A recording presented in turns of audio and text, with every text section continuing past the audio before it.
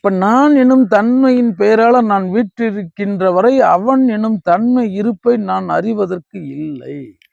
அப்ப நான் தன்னை அறிதல் அப்படின்னு இவங்க நினைச்சுக்கிட்டு இருக்கிறது, நான் எனும் தன்மையை அறிந்து எரியாத வரை அவனுடைய எந்த சுவடுகளும் தெரிவதில்லை. இந்த இறைங்கிறது நான் அவன் இரண்டு பக்கங்களை உடைய ஒரு நாணயமாய் இருக்கிறது. நான் எனும் பக்கம் விழும் பொழுது அவன் எனும் பக்கம் மறைக்கப்படுகிறது. அவன் எனும் பக்கம் விழும் பொழுது நான் எனும் பக்கம் மறைக்கப்படுகிறது.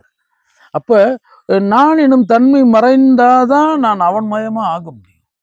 நான் தன்னை அறிதல் அப்படின்னா நான் எப்படி, நான் யார்? நான் நல்லா சிந்திச்சு பாருங்க. அந்த கேள்வி முடிகிற இடத்துல போய் பாருங்க.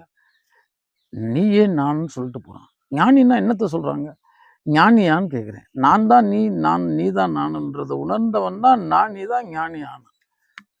அதே மாதிரிதான் தன்னையே அர்ச்சிக்க தான் இருந்தானே. நீ இதுவரைக்கும் அர்ச்சித்தது உண்மைதான், இதுவரைக்கும் போற்றினது உண்மைதான், இதுவரைக்கும் நீ நற்றவத்தில் இருந்தது உன்னை நோக்கி தான். அதனாலதான் அங்க சிவம் விழிமூடி விழித்திருந்து முனை சொல்லி மார்க்கமாய் சிவ தவத்தில் நிலைத்திருக்கிறார்.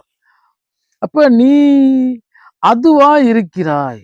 நான் அதுவா இருக்கிறேனான்னு என்னால் நம்ப முடியல. அதுக்கு நிறைய காரணங்கள் இருக்கு. ஏன்னா நீங்கள் ஒரு பொய்க்கூட்டில் பல கூடி அங்கு ஒரு கூடு செய்திருக்கிறது.